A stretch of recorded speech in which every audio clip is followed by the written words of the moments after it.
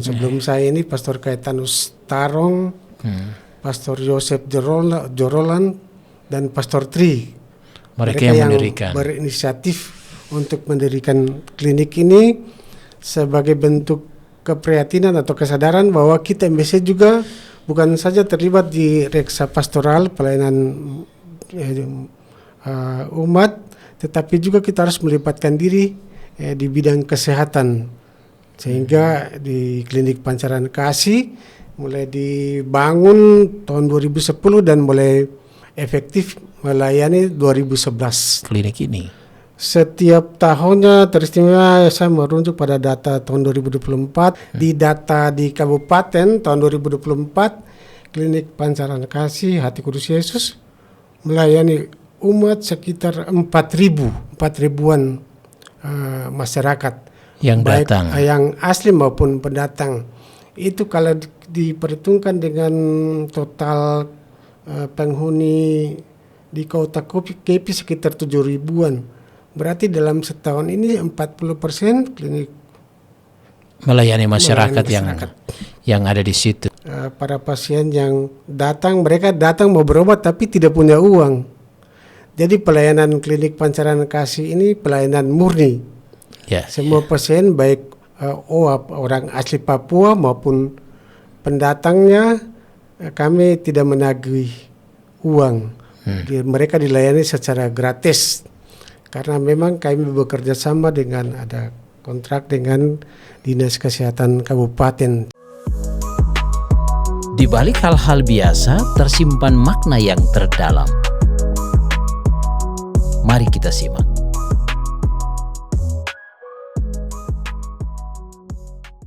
Menjadi misionaris itu memang berpindah dari satu tempat ke tempat yang lain. Tetapi satu sisi juga misionaris, apalagi misionaris Hati Kudus Yesus, adalah sebuah pilihan untuk menjawab kebutuhan konkret di tengah masyarakat.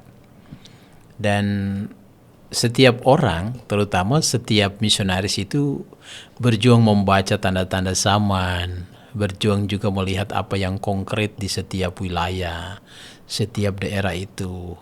Lalu apa yang bisa dilakukan, terutama dibuat untuk menjawab kondisi yang sedang berkembang. Saya senang karena hari ini bukan ngobrol biasa, kita kedatangan tamu, seorang misionaris yang 19 tahun mengabdikan diri di Papua, dari bekerja di paroki-paroki, terutama paroki di Jayapura, kemudian dia bekerja di paroki di pinggiran Merauke.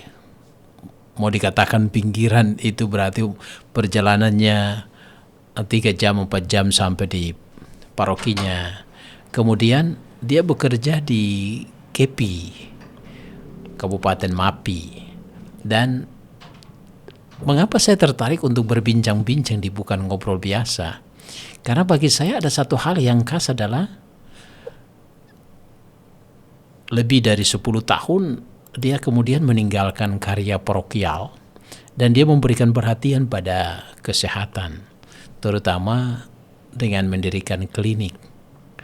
Saya mengunjungi berkali-kali ke tempat dia dan saya melihat bahwa komitmennya cukup besar dari hari ke hari untuk melayani, terutama di klinik ini. Hadir bersama kita Pastor Igo Sarkol MSC. Ya. Salam jumpa ya. Salam jumpa. Ini sudah lama. Selamat pagi. Tetapi ini ya salam jumpa. Dan luar biasa hari ini ada di Jakarta dan kita bincang-bincang sejenak, terutama tentang karya pelayanan di Papua. Mungkin baik Pastor Igo bisa memperkenalkan diri lebih dahulu, ya, berasal dari mana dan sekarang itu sudah berapa tahun sebagai imam MSC, imam dan biarawan misionaris Hati Kudus. Iya, saya Pastor Ignatius Sarkol MSC dengan panggilan Pastor Igo. Saya ditabis tahun 90 tanggal 9 Desember. Berarti 90 berarti tahun sekarang ini usia Tabisan Imam 35 tahun. 35 tahun sebagai imam. Itu berarti kalau menjadi misionaris MSC berarti sudah lebih dari 40 tahun atau lebih dari 40 sudah 40 sebagai MSC sudah lebih 40 tahun. 40 tahun Hidup lebih membiara. hidup membiara sebagai MSC. Dan sebagian besar dari masa sebagai imam itu sebutkan 35 tahun itu Iya. bekerja di Papua. Berapa tahun di Papua?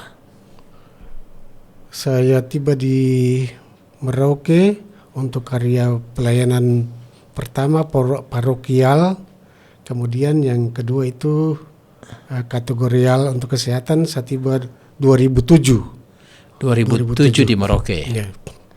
Ya 2007 di Merauke, dan itu berarti beberapa tahun di paroki. Iya. Saya melihat di data di sana 10 tahun lebih ya bekerja di karya-karya kategorial. Iya, Secara khusus karya kesehatan. betul. Ya. Mengapa sampai bergerak di pilihan sadar secara khusus di bidang kesehatan? Saya menyadari bahwa sudah sejak awal sebelum terlibat dalam pelayanan publik sebagai pastor paroki, semasa pembinaan di Skolastikat ada ketertarikan tertentu dalam hati saya, karena sebagai skolastik saya sempat menjadi petugas infirmarius. Petugas khusus kesehatan. Untuk kesehatan, melayani, membantu konfrater-konfrater teman-teman yang sakit, memberi obat. Tidak ada teman yang punya kompetensi itu, tetapi melayani untuk memberi makan, lalu menghibur, mengunjungi. Ini rupanya berpengaruh pada kenyataannya sesudah di pastoral di Merauke. Kebetulan klinik MSC harus ada yang mengelolanya, dan karena ketertarikan atau apa yang sudah ada dalam pengalaman saya sebelumnya, saya rasa ini satu jalan yang bagus yang harus saya jalani. Sehingga mengambil secara khusus menangani klinik. Klinik, yes. Nama klinik apa? Klinik Pancaran Kasih Hati Kudus Yesus Di Kabupaten Mapi. Kepi. Kepi, ya di Mapi ya. Kalau kita melihat pilihan sadar untuk bergerak memperhatikan bidang kesehatan, apakah Pastor Igo sendiri waktu pelayanan di Papua menemukan bahwa perhatian kepada kesehatan ini menjadi hal yang penting, atau mungkin karena kurang diperhatikan maka kita juga terlibat di dalamnya? Sebagai MSC yang berkarya di mana saja, teristimewa di Papua seumumnya dan di Kabupaten Mapi, bukan saya saja tapi dengan teman-teman.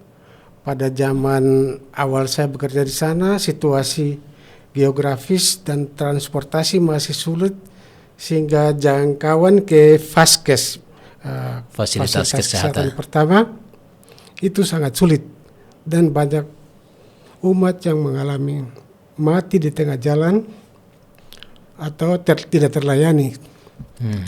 Sehingga dari kita MSC, khususnya KBMKP, sebagai bentuk keprihatinan terhadap kondisi masyarakat yang ada, mau melibatkan diri, sehingga ini bukan menjadi satu karya pribadi tetapi karya MSC, mengingat ini kontinuitas dari apa yang dilaksanakan oleh para konfrater misionaris Belanda. Ternyata sambil berkarya sebagai pastor paroki, mereka menyediakan obat untuk melayani umat dan masyarakat yang sakit. Waktu itu puskesmas dan rumah sakit belum ada. Apalagi sebelum kemerdekaan ya. Sebelum kemerdekaan, dan para pastor suster itu yang melayani masyarakat secara nyata. Memang kita kembali ke belakang. Saya membaca di data-data sejarah para MSC misionaris dari Belanda pada masa itu tahun 1910 ya. 1910 lalu sesudahnya selanjutnya itu mereka menjadi tempat di mana masyarakat datang minta obat minta obat dan selain para MSC, para suster PBHK juga ya, mereka mengawali misi di Papua. Sehingga dari hari ke hari mereka percaya, bahkan mereka ada yang mengungkapkan di data sejarah itu kalau kita lihat-lihat itu, kalau dapat obatnya dari pastor cepat sembuh. Itu ya. Fakta itu tadi menyebutkan, sehingga kondisi itu terus berkembang sampai kita berani mendirikan klinik di KP itu. Pastor Iko tadi menyebutkan karena melihat juga orang mengakses kepada fasilitas kesehatan masih jauh. Terutama sejauh mana itu dialami di Kabupaten Mapi, KP?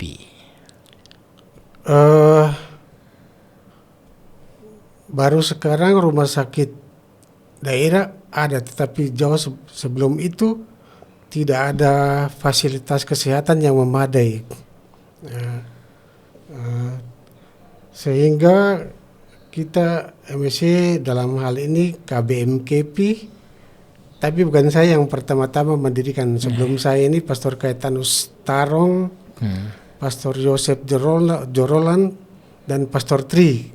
Mereka yang mendirikan, berinisiatif untuk mendirikan klinik ini sebagai bentuk keprihatinan atau kesadaran bahwa kita MSC juga bukan saja terlibat di reksa pastoral pelayanan umat, tetapi juga kita harus melibatkan diri di bidang kesehatan. Sehingga di Klinik Pancaran Kasih mulai dibangun tahun 2010 dan mulai efektif melayani 2011. 2010 baru start ya? 2011 diresmikan dan mulai berkarya sampai dengan sekarang. Selama melayani secara khusus di klinik ini, apa yang ditemukan, terutama melihat masyarakat yang datang untuk minta pelayanan di klinik ini? Sejauh mana hari-hari di sana? Iya, orang Papua masih berbeda dengan kita dari suku-suku lain, dari tempat lain, karena keterbatasan kondisi kehidupan mereka. Jadi kesehatan belum terlalu mendapat perhatian sehingga perilaku hidup sehat itu belum terlalu nampak menjadi satu yang harus diperjuangkan, diusahakan. Jadi berarti di klinik itu terus memperjuangkan hal ini. Dan kami di klinik sebagai pengelola, saya menganjurkan dan mengharapkan baik dokter bidan, perawat kita melayani dengan kasih. Kita tidak boleh jijik dengan orang suku yang datang dalam keadaan apa adanya, baju compang-camping atau mungkin limbah siripin yang ada. Jadi kita juga menjadi bagian dan juga tempat tinggal ya untuk semua orang yang datang. Ya. Waktu mengawali pertama, dan Pastor Iko tadi katakan dimulai itu tahun 2010 kan? Waktu tahun 2010 lalu melangkah itu, apakah sudah ada dokter yang membantu di klinik ini? Sudah ada dokter dari Manado yang orang baik, orang Protestan, tetapi dia siap sedia karena dia juga melihat ini satu karya pelayanan karitatif yang membantu masyarakat. Dr. Regi Nangoy, dia sudah membantu di klinik. Tapi terakhir ini ada juga dokter dari Manado yang juga membantu kami. Jadi di Klinik Pancaran Kasih itu ada dokter 2 orang, tetapi mereka hanya bisa berkarya pada sore hari jam 6 sampai jam 9. Sedangkan kita ada bidan 6 orang, perawat 2, dan lainnya cleaning service. Karyawan yang berkarya di klinik itu 16 personil. Pastor Iko, mendapat dokter-dokter ini, perawat, apakah mudah di Papua pada masa-masa awal ya, sekarang kan mungkin 10 tahun lebih pengelola di klinik ini. Bagaimana perjuangannya bisa mendapatkan dokter dan perawat, terutama juga semua yang, karena kalau memperhitungkan ini kan pelayanan. Kalau pelayanan kan tentu kita tidak bisa menawarkan atau memberikan sesuai dengan standar. Betul. Ya, kita berjuang juga untuk melayani, mereka juga berjuang juga melayani dengan hati. Ya. Bagaimana Pastor Igo berjuang sehingga klinik ini bisa bertahan sampai saat ini? Tergantung pendekatan kita dengan para dokter bidan perawat ini. Jadi para dokter ini sesungguhnya bukan murni kita minta untuk mereka melayani full 1 hari di klinik. Mereka adalah petugas atau dokter di rumah sakit RSUD. Dan kami hanya minta kesediaan kalau bisa dokter pada malam hari datang ke klinik kami. Jadi memang dari pagi itu sudah ada pelayanan dari jam 8 sampai jam 1, tetapi dilayani oleh perawat dan bidan. Nanti pada sore harinya ada kehadiran dokter, baru bisa mengeluarkan resep dan memberikan ya untuk obat. Bidan perawat kan tidak boleh, dia harus pakai resep dokter gitu. Dan syukur sekali bahwa para dokter ini mengerti kondisi kita juga terikat dalam keterlibatan di bidang kesehatan dengan kondisi keuangan dan sarana yang terbatas, sehingga mereka lebih daripada itu bersedia. Kami hanya menanggung mereka atau membantu mereka dengan uang yang sangat kecil, tapi mereka kesediaan karena ini merupakan tambahan. Mereka sudah punya gaji di dinas kesehatan atau rumah. Jadi ini termasuk ke pelayanan, bagian pelayanan dari mereka. Secara khusus juga untuk menjawab kebutuhan masyarakat ya. Pastor Igo, kalau kita melihat, terutama saya beberapa kali menuju ke Kabupaten Mapi, ke KP, dan kita melihat juga terutama kalau kita keluar dari KP itu kita bergerak jauh ke kampung-kampung sampai di Mur sana ya. Sampai di Mur sana kita melihat bahwa kebutuhan untuk menyadarkan masyarakat terhadap pola hidup sehat, terutama kebutuhan juga menyadarkan masyarakat, ini menjadi kebutuhan yang penting yang masih terus digalakkan hingga sekarang. Sejauh mana ini mendapat perhatian di klinik kita? Iya, sebuah klinik itu punya fasilitas atau area pelayanan terbatas. Jadi di mana klinik itu ada, ya kalau di KP berarti cuman sifatnya menunggu para pasien datang. Tetapi karena perhatian untuk membantu kesehatan masyarakat pada umumnya, dalam kerjasama dengan Kepala Dinas Kesehatan Kabupaten, terkadang kami klinik anak bersama dengan para dokter dan anak-anak klinik, bidan perawat, kami berinisiatif buat kunjungan ke kampung-kampung, umat di mana pastor MSC melayani. Pun juga kalau yang projo, kami berkunjung sambil bawa obat untuk sesudah perayaan Ekaristi. Para bidan perawat dari anak-anak kami itu melayani masyarakat yang datang. Jadi seperti baksos begitu, baksos rutin. Baksos, iya. Ya dari lintas kampung, batas, seharusnya itu bukan wilayah kami. Tapi dari kampung ke kampung. Oh itu. Memang hal itu yang menjadi hal yang program yang luar biasa yang terus dikembangkan di klinik ini. Kalau kita melihat lebih jauh lagi, sejauh mana terutama klinik ini memberikan perhatian lebih pada dimensi-dimensi khusus, misalnya malaria atau strategi-strategi khusus bagaimana penanggulangan, bekerja sama dengan rumah sakit dinas kabupaten. Ya. Ada program dari pemerintah di mana dinas kabupaten akan senantiasa mengundang anak-anak dari klinik untuk terlibat, misalnya penuntasan malaria di Papua secara umum. khususnya dari KWI program Perdaki penuntasan malaria dan klinik sebagai satu fasilitas juga bekerja membantu proyek penuntasan malaria di Papua itu. Dan ada anggota bidan perawat dari klinik ini juga terlibat dalam program ini. Pun juga ada pertemuan-pertemuan dari provinsi di kabupaten diundang, selalu dari klinik juga diundang, entah sebagai pengelola maupun dokter dan bidan yang melayani di bidang penyakit malaria. Ya. Kita kembali lagi kepada pelayanan kita di bidang kesehatan, dan pada saat yang bersamaan itu berhadapan dengan tuntutan untuk keberlanjutannya. Ya, kalau kita berkata tentang keberlanjutan itu berkaitan dengan finansial dari pelayanan klinik ini, tapi juga berkaitan dengan sejauh mana kita berikan kontribusi untuk masyarakat.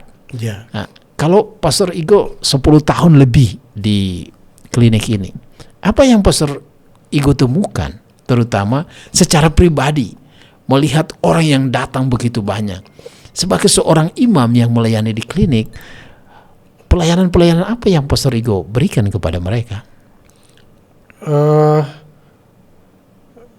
Kami merasakan bahwa memang kebutuhan untuk melayani orang sakit itu sangat penting, dan di kenyataannya di klinik kami ini para pasien yang datang, mereka datang mau berobat tapi tidak punya uang.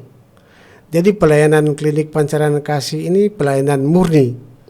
Semua pasien baik orang asli Papua maupun pendatangnya, kami tidak menagih uang. Mereka dilayani secara gratis karena memang kami bekerja sama dengan ada kontrak dengan Dinas Kesehatan Kabupaten, sehingga obat dan fasilitas kesehatan lain, alkes yang lainnya, Dinas Kesehatan yang mendrop ke klinik supaya bidan perawat dan dokter bisa menggunakan untuk pelayanan. Jadi kita dalam hal ini juga terlibat dalam pelayanan kesehatan masyarakat yang utamanya menjadi tanggung jawab pemerintah, tetapi kita MSC juga turut ambil bagian dalam karya yang mulia itu. Setiap hari berapa orang yang datang di klinik kita? Kalau kita melihat data-data, saya lihat waktu pas saya di sana, baru pagi hari saja sudah sekitar 10 sampai 20-an orang datang di klinik ini. Setiap tahunnya teristimewa, saya merujuk pada data tahun 2024, setiap pasien yang datang dalam tiap bulannya kan didata, kemudian juga dilaporkan ke tingkat Dinas Kesehatan Kabupaten. Di data di Kabupaten tahun 2024, klinik Pancaran Kasih Hati Kudus Yesus melayani umat sekitar 4.000-an masyarakat yang baik datang, yang asli maupun pendatang. Itu kalau diperhitungkan dengan total penghuni di kota KP sekitar 7.000-an. Berarti dalam setahun ini 40% klinik melayani masyarakat yang ada di situ. Ya. Saya kembali lagi. Saya kira-kira pelayanan apa yang selain kan tadi kan pelayanan dokter, tetapi sebagai pastor, pelayanan apa yang bisa kita berikan? Apakah juga mereka minta doa, minta pendampingan khusus, ada konsultasi khusus yang sebagai pastor berikan kepada mereka? Untuk pelayanan medis, memang saya sebagai penanggung pelayanan medis, saya tidak terlibat langsung karena ini ada penanggung jawabnya, ada penanggung jawab medis dokter. Saya hanya sebagai pengelola dan bidan perawat menangani langsung orang luka atau butuh paracetamol. Tetapi sebagai pengelola yang bersama HTMC, kami membuat pertemuan-pertemuan untuk menularkan nilai-nilai dan semangat hati dalam diri baik dokter bidan perawat yang notabene bukan Katolik juga, sehingga mereka melayani dengan hati. Dan selalu kami mengajak untuk para bidan perawat melayani pasien sebelum mulai beraktivitas, mengawali dengan doa. Pastor sendiri, apakah ada pasien-pasien juga yang minta didoakan atau didampingi khusus? Sebagai umat dari paroki-paroki biasa juga mereka datang untuk minta advis maupun pembinaan, pendampingan, dan juga minta untuk didoakan. Gitu. Oh, jadi dimensi orang datang di klinik ini, dimensi untuk penyembuhan fisik, tetapi juga untuk dimensi spiritual juga bisa mereka dapatkan. Datang minta bimbingan, konsultasi, dan bisa berjam-jam. Kita harus duduk mendengarkan mereka. Terutama mereka sudah selesai berobat atau sebelum berobat mereka datang bertemu. Jadi saya lihat di sana, ya, waktu kunjungan ke sana itu ada ruangan khusus untuk pastor. Itu berarti ruangan itu dipakai untuk konsultasi dan mendoakan. Jadi ada ruangan kamar sekaligus juga ruangan untuk bertemu tamu, tapi juga ruangan sebelahnya kapel. Jadi di klinik juga sebagai pastor juga biasa setiap pagi bersama anak-anak klinik yang Katolik, tetapi juga kalau tidak anak-anak tidak sempat, saya sendiri bisa pribadi. Dan di situ umat yang datang minta pelayanan juga didoakan dan lain sebagainya, nasihat dan lain sebagainya. Ya, Pastor Igo, sekarang tentu saja waktu kita mendirikan ini, ya, pemerintah dalam arti tertentu belum memberikan perhatian lebih, walaupun kita tetap bermitra dengan pemerintah saat ini. Sekarang di kota Kepi sendiri sudah ada rumah sakit, rumah sakit pemerintah yang tentu saja diupayakan untuk fasilitasnya jauh lebih lengkap satu dengan yang lain. Apakah ada tantangan, terutama dukungan dari pemerintah? Tentu saja kan kita berjalan, kita menjadi mitra. Apakah ada tantangan dalam pengembangan dari klinik ini? Itu berarti berbicara tentang finansial dalam pengembangan klinik. Dan saya harus dengan jujur mengatakan bahwa sesungguhnya pembangunan klinik Pancaran Kasih itu secara fisik memang awal-awalnya tidak ada bantuan langsung pemerintah. Karena kita MSC bekerja sama dengan satu bidan senior berasal dari KEI, Maluku, Ibu Liberata Setitit, sehingga akhirnya dengan juga bantuan dari donatur-donatur yang sekitar-sekitarnya, akhirnya kita bisa membangun klinik yang ukurannya 14 kali 24.